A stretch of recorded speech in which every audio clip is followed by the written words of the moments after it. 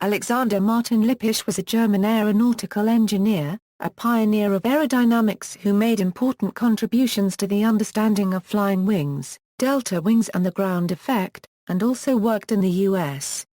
His most famous designs are the Messerschmitt Me 163 rocket-powered interceptor and the strange-looking Aerodyne. Early life: Lippisch was born in Munich, Kingdom of Bavaria. He later recalled that his interest in aviation began with a demonstration conducted by Orville Wright over Tempelhof Field in Berlin in September 1909. Nonetheless, he planned to follow his father Euro unregistered trademark S footsteps into art school, until the outbreak of World War I intervened. During his service with the German Army in 1915 and Euro 1918, Lippisch had the chance to fly as an aerial photographer and mapper. Early aircraft designs: following the war, Lippisch worked with the Zeppelin Company, and it was at this time that he first became interested in tailless aircraft. In 1921, his first design to be built, by his friend Gottlob Espenlaub, was the Espenlaub E2 glider. This was the beginning of a research program that would result in some 50 designs throughout the 1920s and 1930s. Lippisch, a Euro unregistered trademark S growing reputation saw him appointed in 1925 as the director of the Reparagraph and Gesellschaft, a glider organization including research groups and construction facilities. Lippisch also designed conventional gliders at this time, including the WWII of 1927 and its successor the Fafnir of 1930. In 1928, Lippisch, a Euro unregistered trademark S-tail first Ent became the first aircraft to fly under rocket power. From 1927 he resumed his tailless work, leading to a series of designs named Storch IA Euro Storch 9, mostly gliders. These designs attracted little interest from the government and private industry. Delta wing designs: experience with the Storch series led Lippisch to concentrate increasingly on delta wing designs. The Delta I was the world's first tailless delta wing aircraft to fly. This interest resulted in 5 aircraft, numbered Delta IA Euro Delta V, which were built between 1931 and 1939. In 1933, RGG had been reorganized into the Deutsche Flugzeuganstalt Fahr-1/4-Segelflug, and the Delta IV and Delta V were designated as the DFS-39 and DFS-40 respectively. WWII projects: in early 1939 the Reichsluftfahrtsministerium transferred Lippisch and his team to work at the Messerschmitt factory, in order to design a high-speed fighter aircraft around the rocket engines then under development by Helmuth Walter. The team quickly adapted their most recent design, the DFS-194, to rocket power, the first example successfully flying in early 1940. This successfully demonstrated the technology for what would become the Messerschmitt Me 163 Comet. Although technically novel, the Comet did not prove to be a successful weapon, and friction between Lippisch and Messerschmitt was frequent. In 1943, Lippisch transferred to Vienna Euro unregistered trademark S Aeronautical Research Institute, to concentrate on the problems of high-speed flight.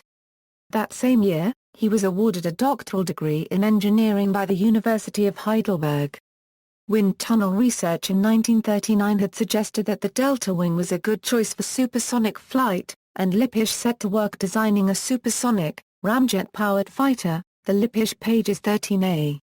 By the time the war ended, however, the project had only advanced as far as a development glider, the DM-1.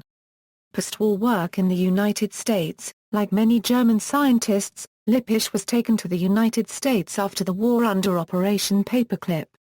Advances in jet engine design were making Lippisch's ideas more practical, and Convair became interested in a hybrid jet rocket design which they proposed as the F-92.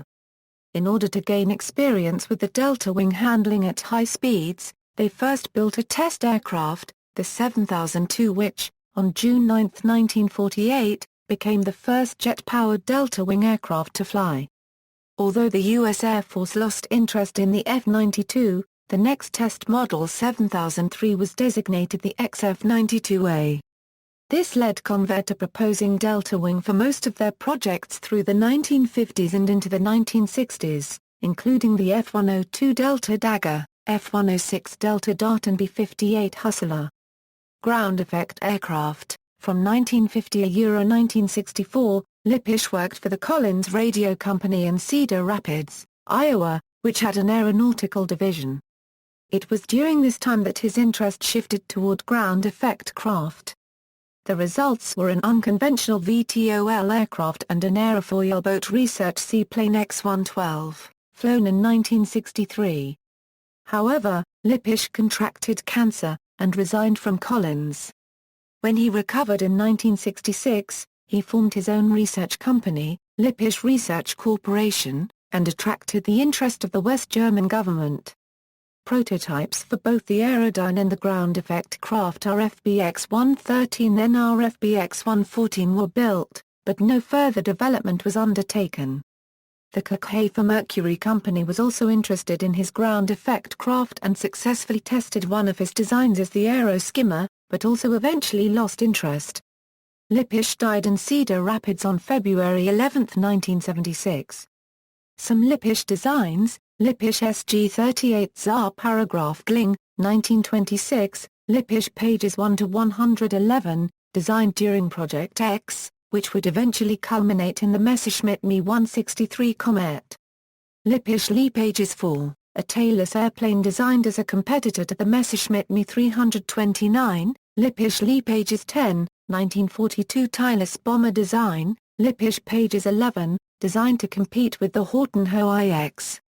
The latter went on to become the Horton Ho Go 229. Lippisch pages 13, 1943 push-pull bomber design, Lippisch pages 13 a unique delta-winged, ramjet-powered interceptor. Lippisch pages 13b, a unique airplane powered by a rotating fuel table of lignite, owing to the fuel shortages late in World War II in Germany. Lippisch pages 15, a development of the Messerschmitt Me 163 Comet. Lippisch pages 20, a development of the pages 15. Dornier Aerodyne, a 1972 VTOL testbed. See also, German inventors and discoverers. References. External links: Luft 46, summary of his Aerodyne work, 1, lecture on aerodynamics by Dr. Lippisch, 2.